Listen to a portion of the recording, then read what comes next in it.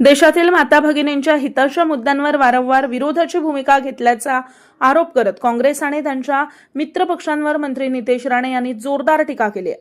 नारी शक्ती वंदन अधिनियमला विरोध केल्यानं काँग्रेसचा खरा चेहरा समोर आला असून त्याच्या निषेधार्थ हा मोर्चा काढण्यात आल्याचं त्यांनी यावेळी स्पष्ट सांगितलंय. या पार्श्वभूमीवर भाजप महिला मोर्चा जिल्हा सिंधुदुर्ग यांच्या वतीनं कणकवली इथं आक्रोश निषेध पदयात्रेचं आयोजन करण्यात आलं. या पदयात्रेचं नेतृत्व जिल्ह्याचे पालकमंत्री नितेश राणे यांच्यासह जिल्ह्यातील असंख्य महिला भगिनींनी केलं.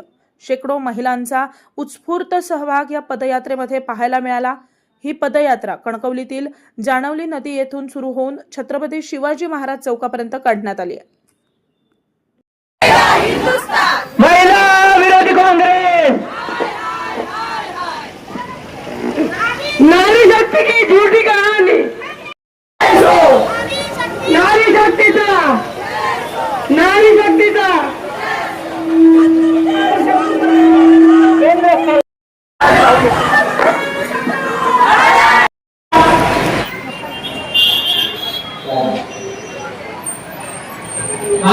काही